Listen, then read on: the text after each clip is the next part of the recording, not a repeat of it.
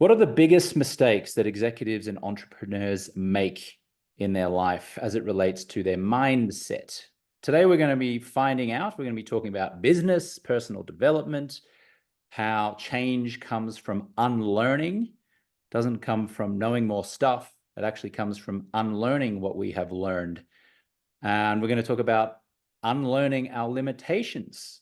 Today's guest is a wonderful woman by the name of Britt Lefkoe, who is based out of Salt Lake City, Utah. She is a top mindset and behavioral change coach, and she works with the Google executive team that drives their innovation lab. And she also works with high achieving entrepreneurs and executives and athletes. And as we're soon to find out, she comes from very much a personal development coaching family. So she grew up understanding or learning and or possibly even reciting things to do with mindset change and behavioral change. It's a big welcome to Britt Lefkoe. Welcome, Britt. How are you doing? I'm great. Thanks so much for having me. Happy to be here.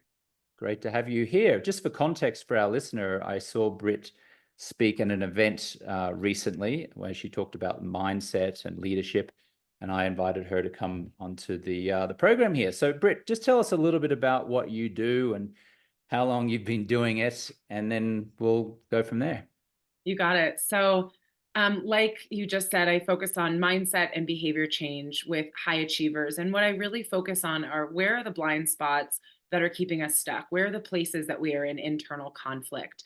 And internal conflict is really one part of you knows better and one part of you is stuck. So part of you is planning and visioning and dreaming. And that's the part of your brain that knows that you have to delegate in order to be successful, or that you have to be able to focus on the high priority projects. And yet you find yourself behaving out of accordance with what it is that you actually want. So I help people to identify the specific beliefs and patterns and identities that are keeping them stuck. And then, like you said, to unlearn those so that they can have this internal resonance. And the deeper we go, what I really find is there's a set of core values that really help us to run, whether it's your business or your life.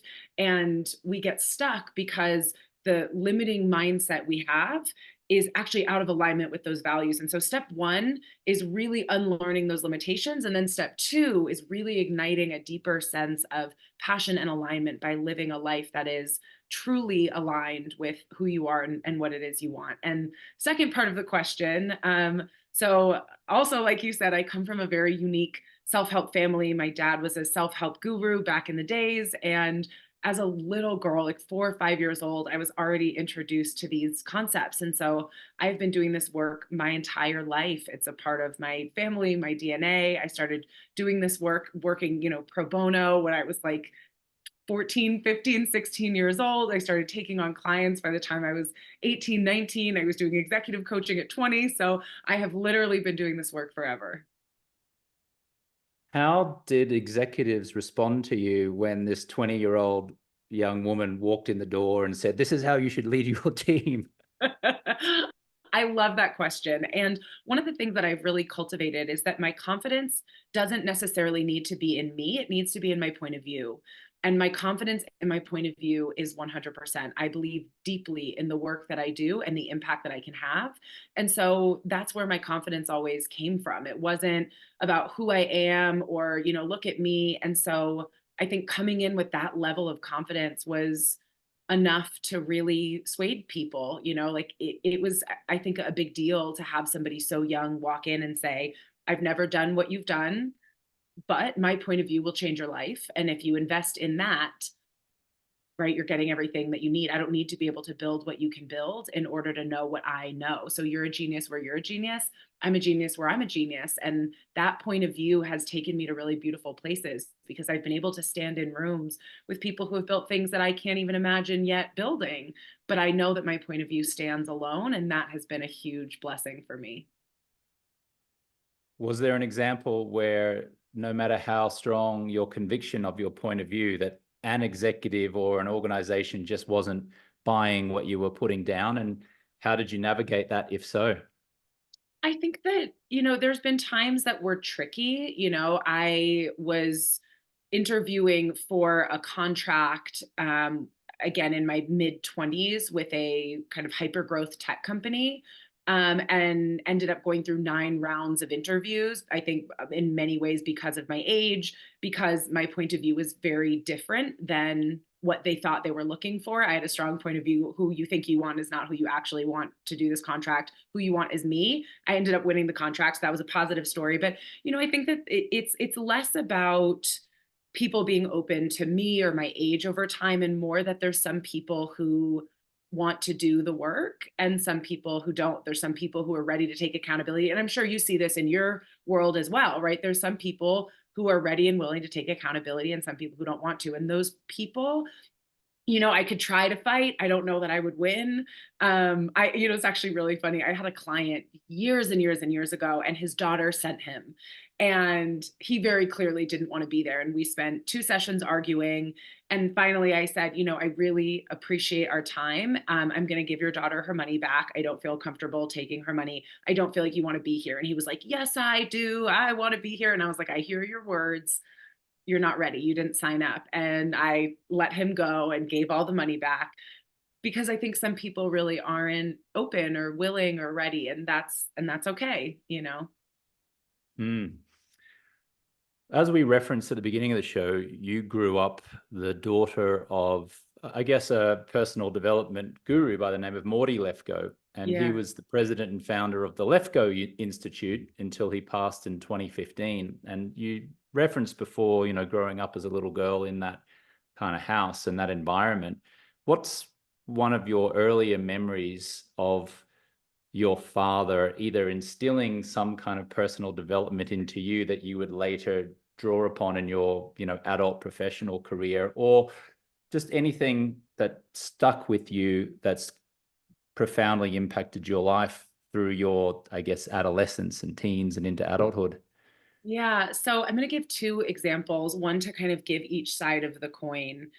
I have a memory of being in kindergarten, and I had a teacher who I thought was mean to me, and I didn't like her because I thought she was mean. And I told my dad that she hurt my feelings and I was upset. And he asked what meaning I was giving her behavior. And he said, if you want to be upset, you can. I just don't know why you would want to be. If you change the meaning, you won't feel upset. And so I was introduced to these concepts really young, and it gave me this sense that my mind had power and that I could create my experience based off of my mindset. Now, the positive of that was it was very empowering. The negative was I was a little young. So I almost was introduced so early that I understood these concepts in a way where I, didn't feel like I developed necessarily enough of a relationship with my feelings and emotions at that age. But I think that was one example. But the other thing was because of the way that my dad viewed the mind and how much power it has, right? That it gave me a lot of the conviction that I think I needed to build my career the way that I did. I understood from a young age that mindset is the difference between you having a great relationship and sabotaging it. If you believe you deserve love or you believe that you're undeserving, that's the difference between you walking away from something great. That if you believe that you are competent, you will continue to persevere when you make mistakes. If you have a belief that you're not competent, you will likely give up. When I look at the choices we make, mindset is the difference between you having everything you want and sitting on the couch feeling like crap about yourself, right? It's the difference between you overcoming hard things and not.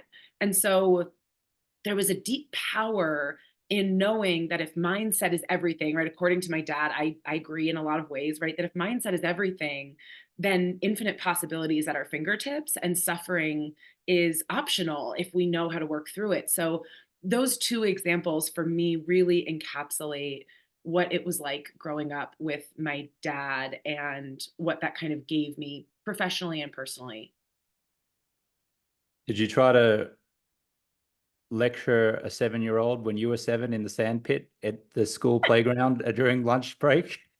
I had no idea what to tell people my parents did for a living. They would say, what do your parents do for a living? And I'm like 6 years old. And I was like, my dad helps people eliminate negative beliefs about themselves and the world. They're looking at me like I'm crazy. And I was like, please don't ask what they do for a living. I was like, couldn't they just be like a firefighter or a teacher? I had no idea how to talk about it outside of my family. Did you witness the parents of your fellow schoolmates or school friends misbehaving? And could you identify very quickly as like a 7 or 8 or 9 year old, oh, those adults there, the parents of my friend have a poor mindset? You know what's really crazy? More than that, I used to feel like I could see people's beliefs. Like it felt like in the Matrix when it's like those green, codes are coming down.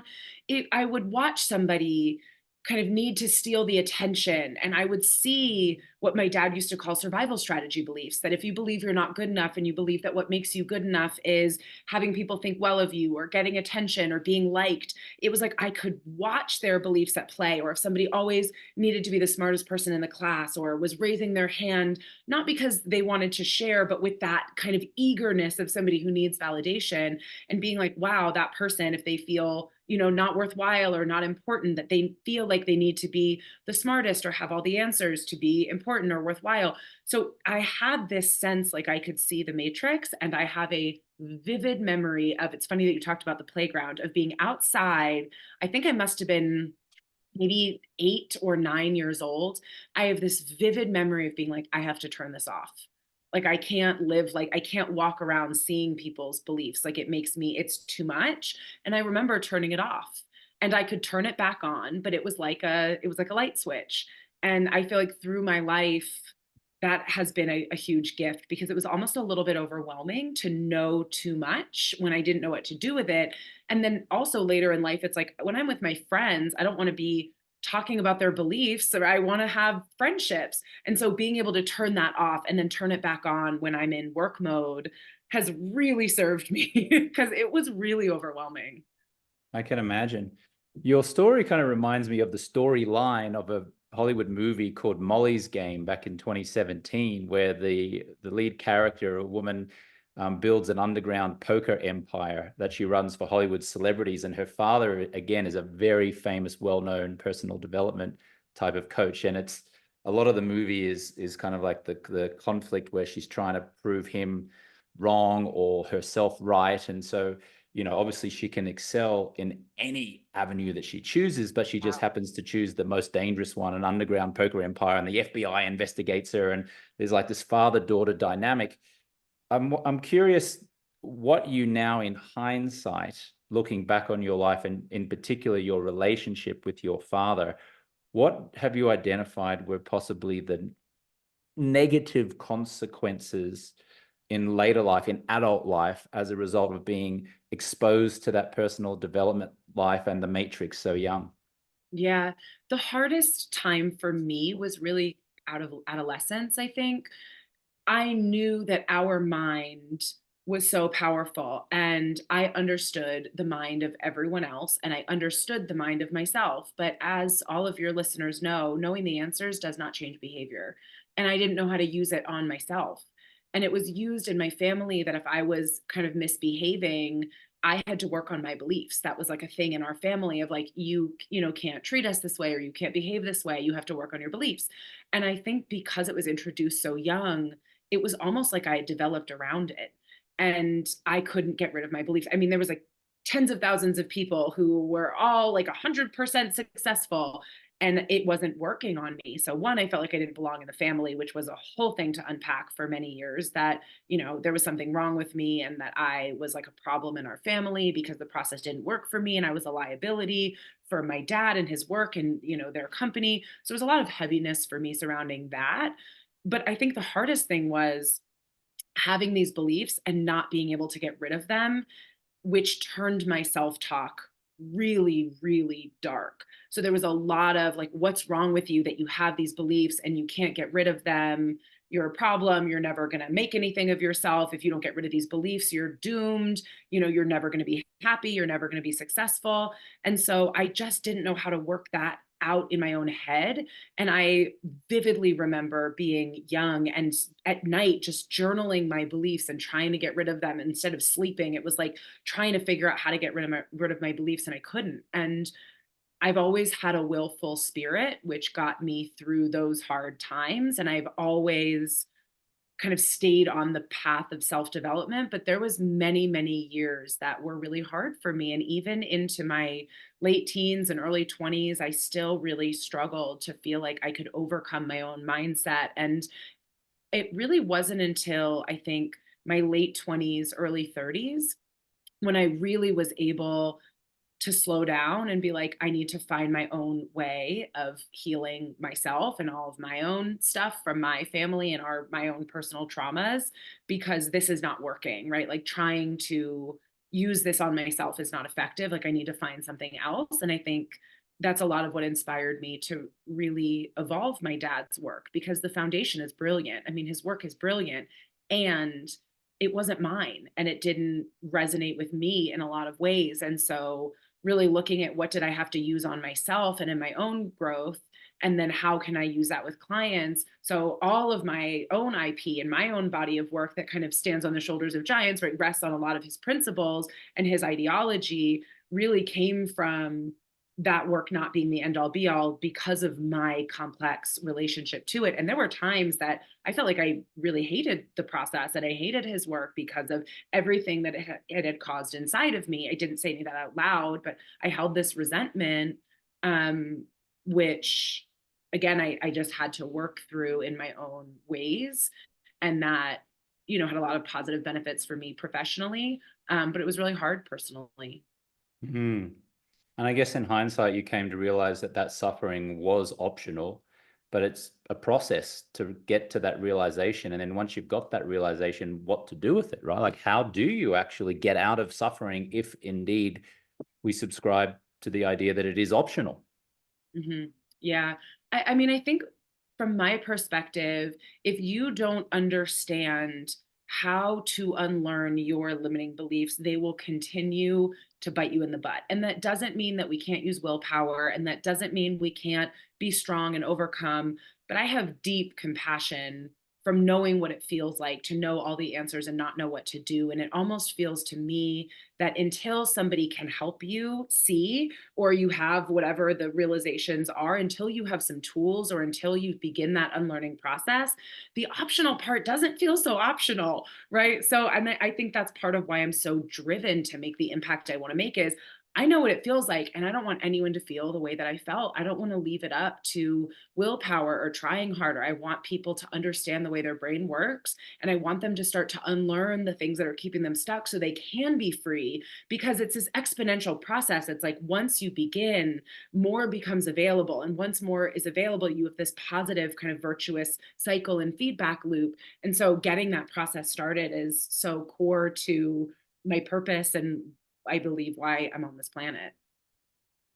In a few minutes, I'd like to ask you some questions around alcohol and why high performers like entrepreneurs and executives continue to consume this. And maybe we could look into what's the beliefs that that kind of demographic has. Obviously, this podcast, The Alcohol-Free Lifestyle, and our coaching program, which is called Project 90, is a 90-day stop drinking program. And what we endeavor to do in that is rewire our clients' mindsets around alcohol. Or another way of saying it, to borrow your terminology, is to rewire their belief system. Challenge their current belief systems that they need alcohol to celebrate or to create romance or to relieve stress and anxiety. But just before we move on to that, you have worked with the Google executive team, athletes, executives, entrepreneurs. What are some of the patterns that you've noticed of ineffective beliefs or ineffective behavior when we're really sort of reaching that top echelon of peak performance? Yeah, it's a great question. So, one of the things that I see is we get validated, especially as high achievers. We get validated for performing, producing, achieving, accomplishing. And so we will tie our worth and value to those things. And what gets you to where you are is not going to get you to where you're going. So what happens is we start to say, I cracked the code. right? I know what makes me good enough, what makes me valuable, what makes me worthwhile, and it is these things. But the challenge is if you are hyper focused on achieving, you're not creating ample space for experimentation. If you get your worth and value from being perfect, you're not giving yourself opportunities to do something that needs to get sent out at a 70, right? If you have content that needs to get out and you're looking for everything to be 100, you don't know how to be strategic. We might understand that in order to be successful, we need to effectively delegate. But if we get our worth and value from doing everything by ourselves because it got us to where we are, we become the bottleneck in our organization. And so what I see is the things that we were validated for early in life in school as people who are either really intelligent or worked really hard, we carry that into our business. And that is a fine way to start a business, but it will ultimately become your biggest bottleneck. And one of the biggest problems is the stress that it causes. And this will ultimately be a really perfect segue into what you're talking about with drinking. But we experience often so much stress that comes from trying to hustle for our worth. And when you tie your worth and value again to achieving, accomplishing, doing it yourself, working hard, being busy, being productive, you are no longer in choice. It's not in this particular context. Does it serve me to work really hard? Or does it serve me to take a break? Does it serve me to delegate or does it serve me to do it by myself? Does it serve me to do it at a 95 or does it serve me to do it at a 50 and send it off? When you are in choice, you will notice that the stress will dissipate. When you are hustling for your worth, that is a safety mechanism in your brain. You are creating this experience of fear and stress. Your brain is flooding with toxic neurochemicals that are cultivating this environment in your body that homeostasis will start to develop around. So you will now have a stressed out environment in your body, not just in your mind, that you now have to fight against, which is incredibly unpleasant. Of course, people want to get out of that with drinking, right? Of course, people want to get out of that in so many ways. And so the first piece that I really encourage people to consider is if you are seeking validation for those things, one, understanding the consequences to your business, how that might be a bottleneck in your business. Two, understanding the consequence to yourself. And three, really considering what is the value that I want to provide? What is an integrity for me? What is my unique mission or goals? What is my genius zone? And the more you can focus on that, the less you seek that validation and the more you give yourself the space you need to do what's best for the business. Because the problem is we are not doing what's best for the business. We're doing what makes us feel better. And that's a really toxic cycle to be in. So I would say that's probably the biggest thing that I see people getting stuck in. It also leads to burnout, right? If you are doing everything by yourself and working really hard, you get really burnt out and you lose your passion. And igniting that passion once again really requires being able to work through that stress and those patterns of behavior. So seeking validation, if I'm hearing you correctly, is the biggest pattern that you see, or the most frequent pattern. Folks who are seeking success, or they feel like they need to do everything in their business, or they need to do a certain part of their business, or they need to be the face of their business. I guess a limiting belief might be, for example, just get out of the way. Let me do it. I'm the only one who can take care of this. Oh, geez, if you need something done, you got to do it yourself. I guess that I know that's come up with me over my entrepreneurial career, where I maybe have a mistaken belief that I can do it better than anyone that I hire. And Yeah. so my transformation recently, in recent years, has been hiring outstanding people and then surrendering to get out of their way and let them do what they do without my previous need to be involved in every little minutia decision Yeah. making and to like check and double check. And so I would imagine that's for me, that's what's coming up for me as you're talking about that seeking validation. I don't actually think that I need the validation of public notoriety or the face of the alcohol-free movement, even though I somewhat am to a degree in my business. I'm actually happy to be to get out of the way and just create massive impact. And I know that that will, that's going to create a lot of joy. And I guess you could argue that gives me validation as well, right? Like the fact that I can run a business without me being the face and still have joy. I guess that's validation in a way. Yeah, it's really personal. And I think that for some people, the validation is not needing to ask for help. And for others, the validation is from being successful. And for some people, the validation is being a good person. And it's not that those things are bad. I would never tell somebody, stop being a good person or stop achieving. Keep achieving, but be in choice about how that's expressed, right? Keep achieving, keep accomplishing, keep working hard, keep being productive, keep doing those things when it serves, keep being a good person, but do it for the right reasons. Don't do it because it feeds your ego. And I think the other thing that's really important that I want to highlight is there is only one trigger in the brain for fear, and it is a perceived threat to your survival. And whether that is mild anxiety, concern, worry, or terror, it's the same internal experience. And another thing that I see high achievers get stuck in is trying to do things right. The minute that we believe there's a right way and a wrong way to do things, we get caught in a cycle of anxiety. And the more we understand there's not a right way or a wrong way, there's my way, your way, his way, her way, right? We've all got our own way. And that's another piece when, whether it's validation or trying to do it the right way, it's all that same energy of trying to overcome fear. And so the focus is external. It's either what's going to work, what's right, what's wrong, what am I going to get validated for, what are people going to think is smart or good enough or impressive or important or impactful or valuable, but it's all externally focused.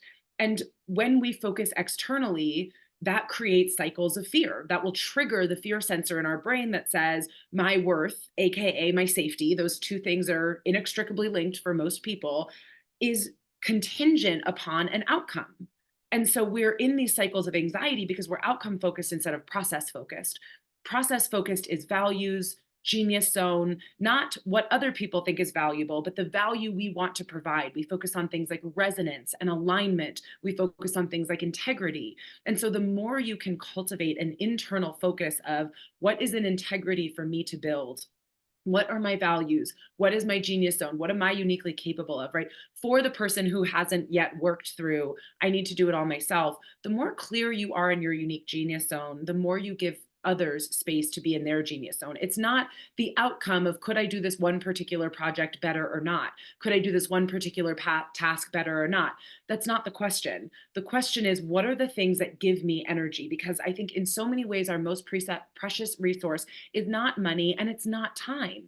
It's energy. And when we are doing things that drain us because we're good at it, or because they feed our ego, or because we get validated for them, we end up burning out. In contrast, when we focus on the things that give us energy, the things that unlock our passion and excitement, energy is not a pie. It's a renewable resource. You can have 7 coins and after you do something, be down to 2 coins. You can have 7 coins and after you do something, have 15 coins. So instead of asking the question, what gives me coins? What gives me energy? What unlocks my passion in doing that?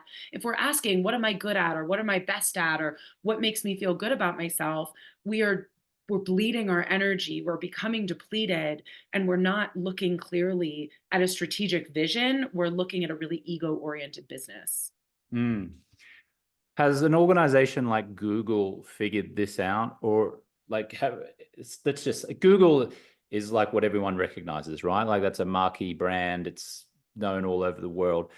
Do they do something different that a lot of the other organizations that you work with do not, or do they have the same challenges as you just described? I honestly am blown away by some of their programs. I am so unbelievably impressed with some of the programs that they run internally that are founded on principles of exploration and experimentation, especially in their innovation lab.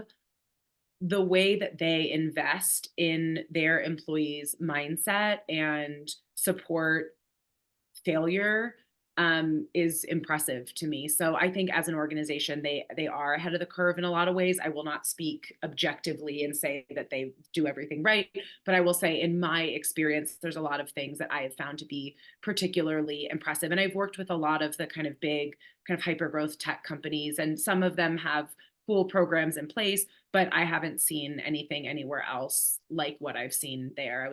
I've been blown away by a lot of their programs. And is what they're doing investing in employee mindset?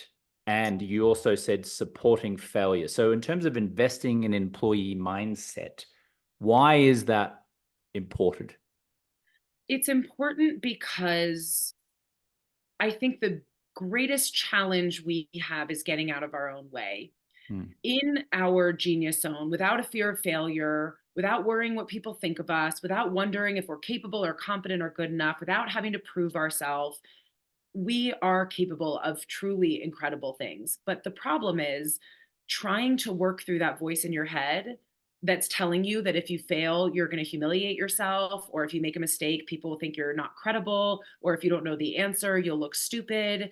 That makes things really, really hard. And especially when we're in a culture where we believe that we are going to be rewarded for positive outcomes and potentially, diminished as a brand or as an organization if we make a mistake or fail, it feels like there's a lot on the line and there's a lot at stake. But the problem is we don't understand the nuance.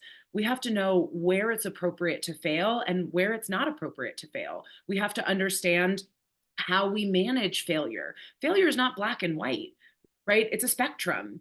And how we manage failure determines how it's perceived. It determines our credibility and the trust that we either gain or lose. There's been a ton of research that shows that actually making a mistake or failing and owning it is one of the most effective ways of gaining trust.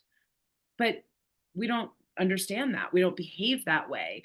And so I think investing in mindset is, from my perspective, the single most important investment you can ever make, because at the end of the day, your greatest investment is not in your business. It's yourself, the person you're becoming. The greatest asset you will ever have is the person you are becoming. They are capable of things that you couldn't dream of today. If I think of what I have accomplished today in comparison to where I was 10 years ago, the person I was 10 years ago could not run this business. The person I was 10 years ago didn't know what I know and couldn't do what I can do. And so when I realized, yes, I'm investing in my business, but more than investing in my business, I'm investing in the person I'm becoming, because the one I'm becoming in 10 years, is capable of things that today I can't dream of.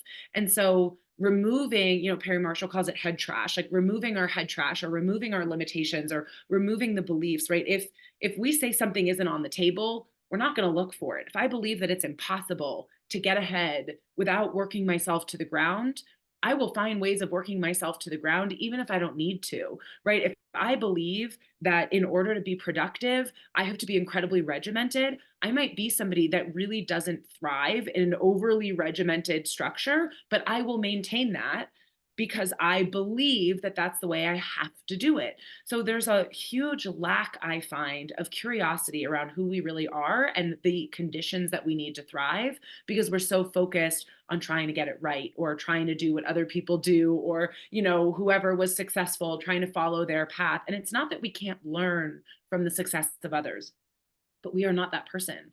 And the more you can understand your own limitations and your own genius, the more you get to unlock not just your success, but also the experience of enjoying your success, right? Of actually being able to be yourself and do what you're passionate about.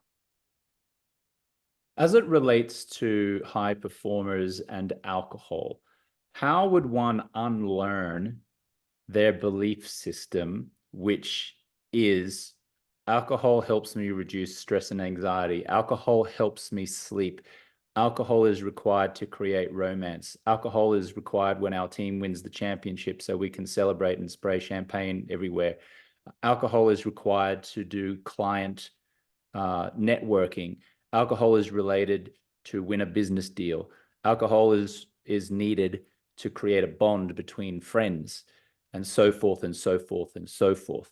Now, there's a lot of cultural conditioning that goes on here in society, and I submit that it starts when your parents drink in front of you and you say, oh no, little Britt, or no, no, little James, you can't drink now, you can drink when you're older. And so it implants in the child's mind, oh, this is a rite of passage. This is something that I get to do when I'm an adult. That's where it starts in my view.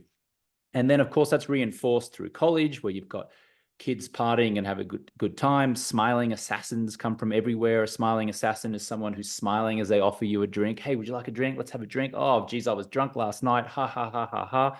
So now we're associating this attractively packaged poison of alcohol with fun and connection and bond. So I guess my question is, knowing what you know about peak performance and helping high achievers to unlearn what they have learned, how could we unlearn these beliefs around alcohol so we actually can choose an alcohol-free lifestyle? Yeah, I love this question. I'm going to give you a few different answers. The first one is often the desire to drink is fueled by the idea that if we have boundaries, we'll look stupid. And I think that for a lot of people, they're afraid to say no because of what it will look like. And I think the reality is understanding that we respect people who have conviction. We respect people who know who they are and know what they want. And if you've ever looked at anybody in your life who has a clear boundary, I've asked this question to so many people. I say, what is the feeling or thought that you have? And they say, respect. And so the first one is unlearning the idea that the way to gain respect is to do what other people want you to do. And instead understand that the most powerful way to gain somebody's respect is to have clear boundaries. And so once you decide what it is that you want, when you stand behind that with conviction, you're not looking stupid or like you don't fit in or like you don't belong. You're actually gaining the respect to say, I am a boundaried person. I'm not somebody who lays down under your tractor, right? I'm very clear of who I am. So that's the first one. The second one is very often we drink because there's an underlying feeling of not good enoughness or a lack of worth that we're trying to cope with. And I think that the more we understand that high achievers often feel like I can't handle those things. I need to focus. I need to focus on my business. I can't afford to feel my feelings. I can't afford to deal with my underlying stuff. And I think the reality is you can't afford not to, because right now you might be fine. But at some point, these things are only going to grow, right? If there's a piece of cheese under the couch, it's not bad for the first week, but 3 years later, you're going to have a lot of mold under your couch, right? So I think this belief that I can't afford to feel my feelings. I can't handle it. I can't afford, I'm going to fall apart. I'm not going to be able to put myself back together. You still have your resilience, the resilience that you have gained in your life, you still have. It's not like you open Pandora's box and it all spills out and now you're the ocean and you're drowning. You can let it out a little bit at a time, but I think starting to focus on those feelings and starting to process things, you will find that when you're doing the work, I think alcohol will feel a lot less appealing. It's like after you go to the gym, you don't want to eat a hamburger and french fries. If you don't work out one day, it's like, oh, I want a burger and fries and a beer. But after you work out really hard at the gym, the last thing you want is crappy food and alcohol. You want to eat a salad, right? You want to eat some, good protein. It's the same thing with working on yourself. If you're not working on yourself, it's easy to want to cope. But when you're actively working on yourself, it's really inspiring. It's really empowering. And I think from that place, we're a lot less likely to want to cope and a lot more likely to want to figure out what is that underlying belief and how do I work through that? And I find that in that space, people want to feel into their power, not into coping. So that's number two. And the third thing I would say is very often I think people drink to cope with fear. And I think being able to distinguish between unsafe and uncomfortable is a huge unlock. If I'm unsafe, I feel powerless, I feel small, I want to escape, I want to run away. When in contrast, we say, I'm not unsafe, there's no threat to my survival. For anyone listening to this podcast right now, you are not unsafe. The worst that it gets is this is uncomfortable. Now, uncomfortable might be really painful, uncomfortable might be challenging, but I will be willing to bet there's not a single person who is listening to this podcast who has not dealt with uncomfortable and unpleasant things before. You have a process for dealing with uncomfortable and unpleasant. When you make the distinction between unsafe and uncomfortable, you no longer need to escape. You no longer need to run away. You no longer need to hide. It's just uncomfortable. I've done uncomfortable things before. Who do I want to be in my life? Do I want to be someone who can't manage uncomfortable? No, I want to be someone who can. And I think that's very empowering to face that discomfort and to work through it rather than running away. Again, the biggest asset you will ever have is the person you're becoming. Who do you want that person to be? How do they behave? How do they show up? How do they manage discomfort? And to practice dealing with the unpleasantries in life and the discomfort we face from stepping outside of our comfort zone in a really different way. And then you'll start to see the benefits. And I think the virtuous cycle will kind of speak for itself. So, one, know your boundaries and speak your boundaries as a way to gain respect. Number two, really understanding that the fears of working on yourself or opening Pandora's box, Pandora doesn't have a box, right? We're not living in a myth. It's one thing at a time. If you work on your stuff, you're going to feel empowered. You're going to want to better yourself. And I think you're not going to want to indulge in the same toxic behaviors. And then number three, if you're unsafe, you want to escape and you want to run away. But if you're just uncomfortable, the person you're becoming wants to manage that discomfort effectively. And so, really leaning in and working through whatever it is that is outside of your comfort zone will help you cultivate the person you want to become. So that's what came up for me when you asked that question.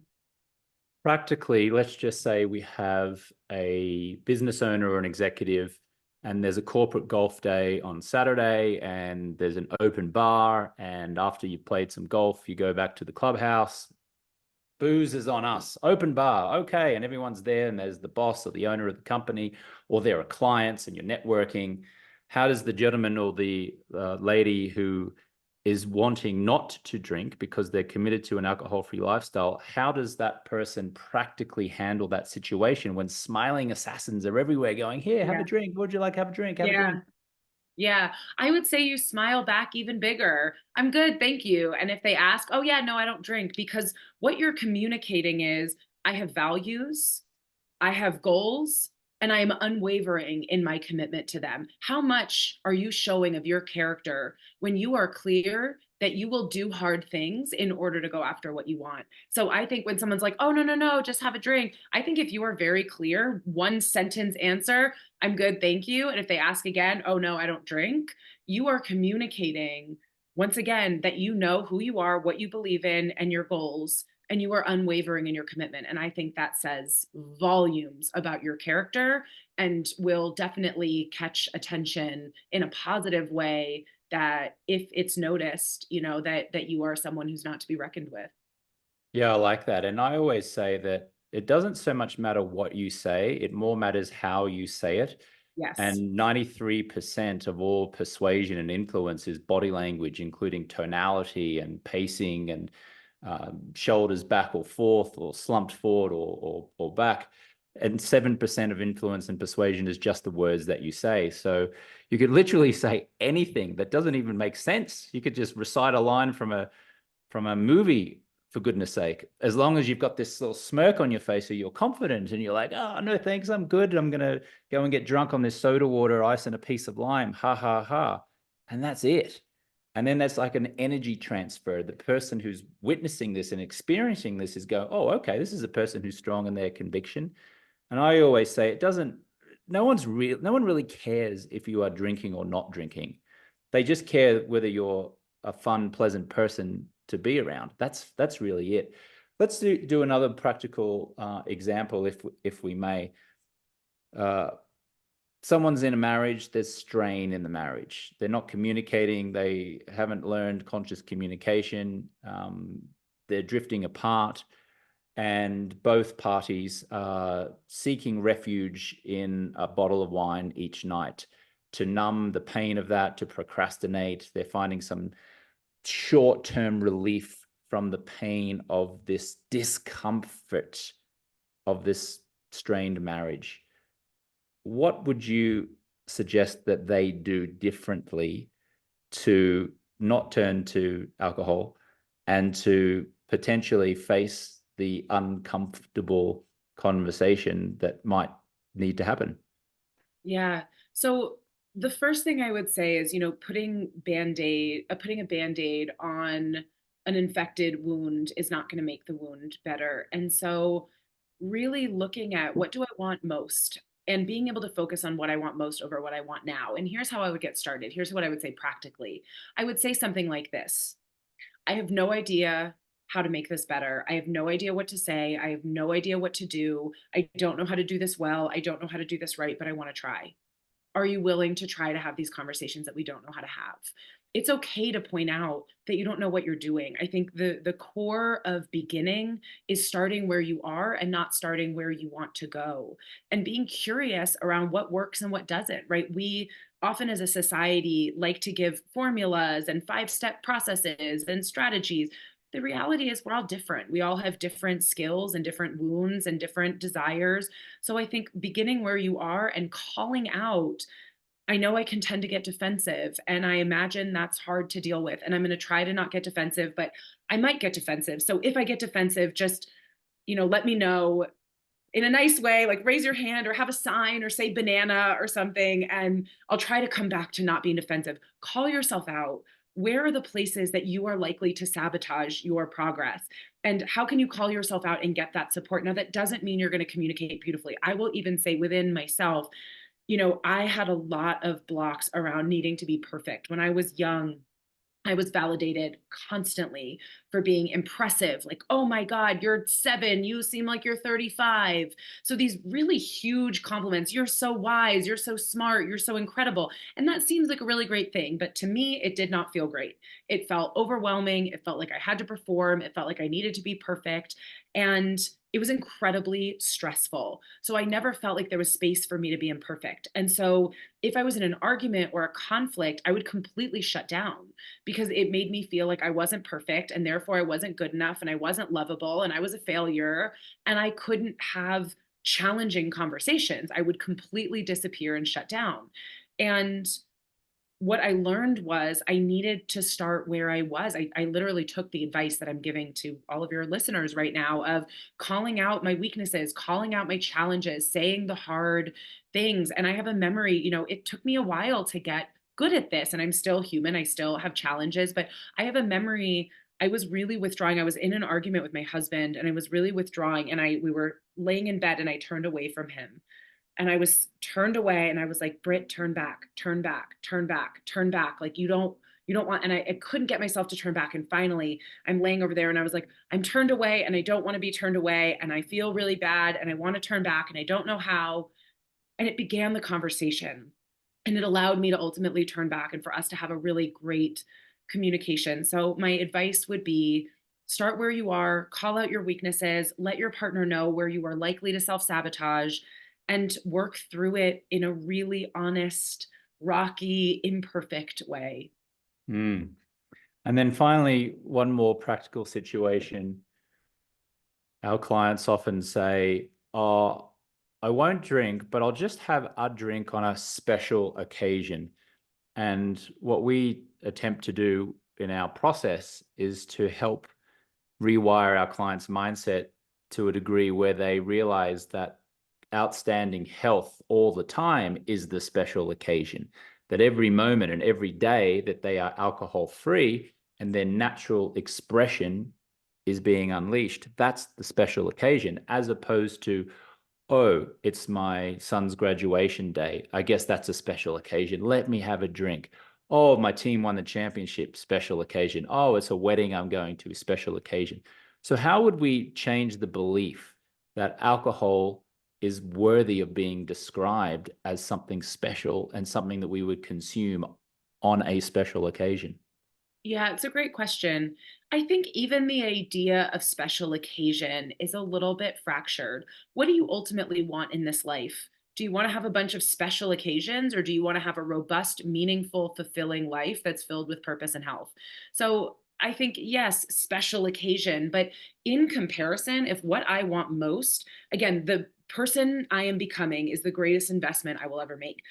How do I want to feel? What do I want my life to look like? And if what I want most is to feel alive, empowered, proud of myself, confident, clear minded, and healthy, what is a special occasion in comparison to that? Like a couple candles and a cupcake. It's right. It's like, so I almost would even say, I don't think a special occasion is that special. I think having a life that you are proud of, that you love, I think that's special. I think that's worth fighting for. And so the little moments along the way, let them be special because they're a part of your beautiful life, not because they're a special occasion, right? Let your life be special. Let everything be special. Some of the most special moments in my life have not been birthdays or contracts closed, right? They've been sitting with my husband, watching the sunset, and just thinking, I can't believe I'm so lucky. Like, I can't believe that I live in a world that is so beautiful, that nature has gifted me with this sunset. And I have this amazing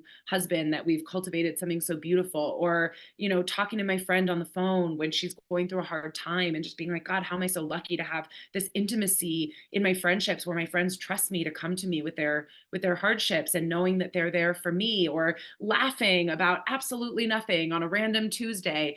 To me, what makes life special is the intimacy and the passion and the accomplishments that we believe in, not winning or signing a contract or a birthday. And it's not that those aren't special, but they're special because your life is special, not because they're a standout moment. If you can't celebrate your life, why celebrate a special occasion?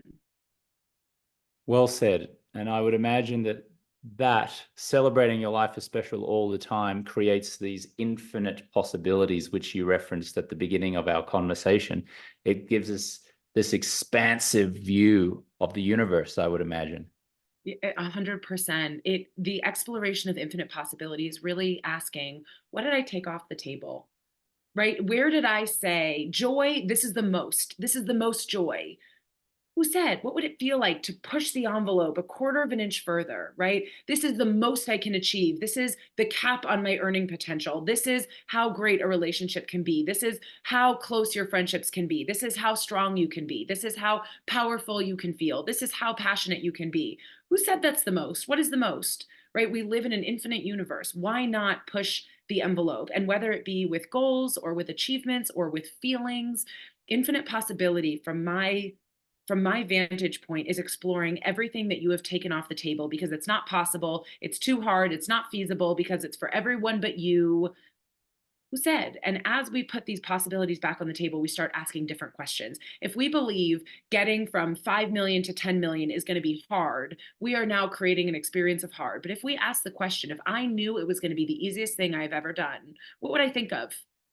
How would I address the problem? Who would I ask for help? Where would I begin? Right? If I say a loving, intimate marriage is impossible, well, great. Now I'm not going to create it. But if I say a loving, intimate marriage is absolutely possible, how do I want to go about creating it? Where do I begin? How do I communicate? If what I want is to live an alcohol free life filled with joy and passion and vivacity, I'm now going to ask the question, what does that look like? Where do I begin? If I say it's not possible to be happy without alcohol, that's where I'm drawing the line. And so infinite possibility is the exploration of everything outside of what we have deemed possible or feasible. And when we open up the space that that possibility only exists outside of our mindset, not outside of possibility, we start asking different questions and we engage differently. And that is when we pull toward us the things that are truly surprising and amazing beyond what we had historically thought we were able to have in this life. Britt Lefkoe is one of the top business and personal development coaches in her field. She's an executive coach for Fortune 10 companies and works with high-achieving entrepreneurs, executives, and organizations that understand that mindset is key to their success. If you would like to learn more, you can go to brittlefkoe.com. That's BRITTLEFKOE.com. Is there anywhere else where our viewer and listener can connect with you, Britt? I would say, yeah, just go to brittlefkoe.com if you're interested in booking a call and you're interested in one-on-one coaching. I would love to talk to you. I sometimes run other programs. So yeah, go ahead and shoot me an email or book some time if you're interested in coaching. My Instagram is a lot more personal than professional. It's me in the mountains. I love the mountains. So if you want some beautiful mountain pictures, it's just Britt Adventures. Again, more personal than professional. But yeah, go ahead and go to brittlefkoe.com and I would love to connect with you. Well, Britt, thank you so much for sharing your guidance and expertise. And I really appreciate you sharing some personal things about your childhood and growing up as well. Really appreciate your vulnerability there. And it's been a real gift for me, and I'm sure for our listeners, to spend some time with you here today. My pleasure. Thanks so much for having me.